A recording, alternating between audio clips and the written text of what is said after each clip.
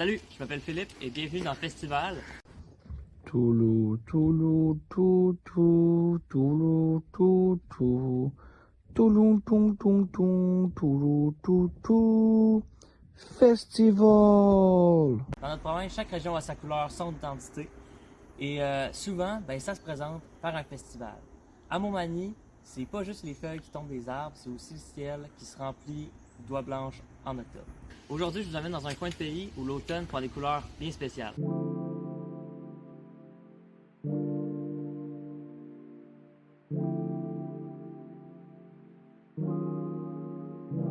Si on se penche un peu plus sur des statistiques concrètes, alors selon l'article de la presse sorti en 2023, le Québec compterait plus de 1000 festivals chaque année. Donc de toutes les tailles, de toutes les formes, allant du Festival d'été de Québec au Festival de la Gourgane à Albanel.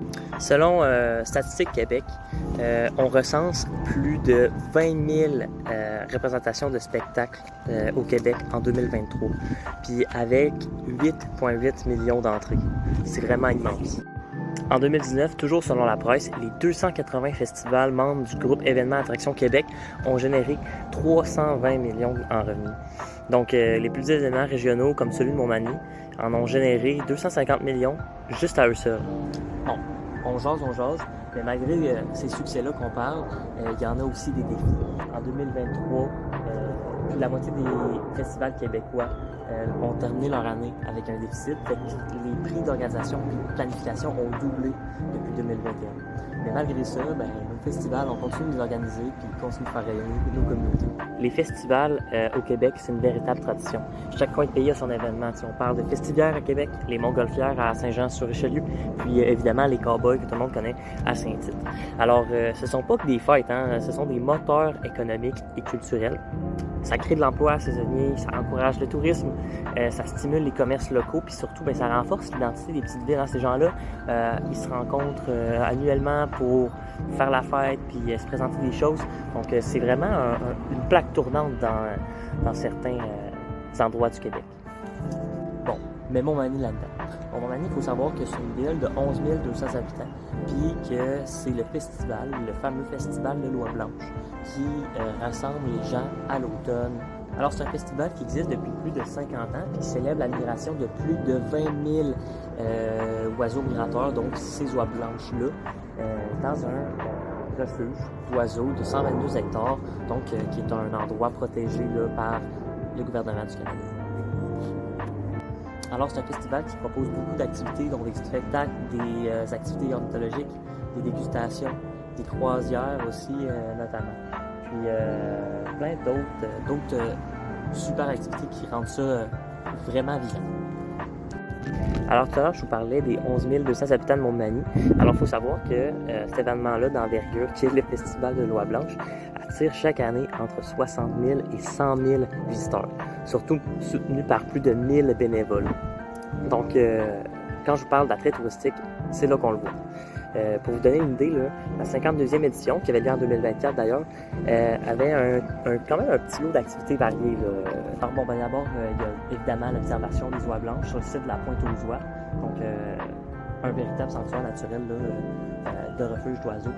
Il y avait aussi les croisières d'observation organisées avec Croisière La Chance, donc pour les voir de près sur le fleuve, puis les observer dans un milieu peut-être plus naturel, avec un point de vue différent. Côté spectacle, c'est dynamique. Dans les éditions précédentes, on a vu des artistes comme Justin Boulet, DJ Bastien Lemire, Frézy, Lipstick Rodéo et bien d'autres. Pour les familles, donc, il y a des jeux gonflables, des rallyes, des mascottes, notamment Pampon et Pampinot, des figures emblématiques du festival. Il y a même des déjeuners thématiques, déjeuner cognac et Baileys, déjeuner académique, déjeuner des leftos. On célèbre du matin au soir. Puis bien sûr, des marchés de produits du terroir avec des mets à base d'oie, des artisans, puis des découvertes locales à chaque coin de rue. Donc en plus du côté festif du festival, le festival intègre beaucoup une vision éducative, donc avec des conférences sur les oiseaux migrateurs, interprétation de la nature et ornithologique, des panneaux informatifs. Donc on a le côté très festif, mais également un côté super pédagogique. Mais au-delà de l'organisation du Festival de l'Oie Blanche, ce qui fait son charme, c'est surtout l'ambiance et la chaleur humaine. On se retrouve en famille ou entre amis, on marche dans les rues décorées de Montmagny, on écoute de la bonne musique. On déguste des bonnes petites spécialités québécoises, on discute avec les artisans, c'est simple, c'est vrai. C'est ça, le Festival de l'Eau Blanche. Parlant de quoi de simple et vrai, moi j'ai un petit rituel. Chaque fois que je monte à Montmagny, c'est de m'arrêter au casse-croûte Le Délice. Ben là, c'est quoi le casse-croûte Le Délice? C'est un resto incontournable de Montmagny. C'est pas mal là, moi je m'y arrête à chaque fois que j'y vais. C'est obligé que je m'arrête là. On y tient la file avec le sourire. On y mange des poutines qui rêchent aux flammes, des hot dogs qui goûtent l'enfance. On partage un moment qui devient un souvenir, c'est pas effrayant. Je vous le dis, il n'y a rien de mieux que de manger un bon burger ou bonne poutine sur une banquette en vinyle rouge. Bon, en plus de tous les bienfaits qu'on vient de nommer, le festival a un impact social et environnemental quand même significatif. Donc la ville de Montmagny a aussi investi dans la préservation du milieu naturel, avec notamment le sentier de L'Oie Blanche. Fait que, grâce à des subventions, le sentier est très prolongé. On y a vu l'ajout de panneaux éducatifs également, puis des activités pour les jeunes. Ils ont été développés. Malgré qu'il y ait des milliers de festivals au Québec, celui de Montmagny se démarque par son authenticité, sa proximité avec la nature, puis également avec son public. C'est pas pour rien que c'est l'un des plus connus au Québec puis des plus populaires. Donc merci à mon commanditaire, le casse-croûte Le Délice, pour leur soutien, puis également pour leur légendaire poutine qui nous servent à chaque année au casse-croûte. Puis également à vous, chers auditeurs, d'avoir participé et d'écouter notre vidéo jusqu'au bout. À la prochaine et bientôt à Montmagny.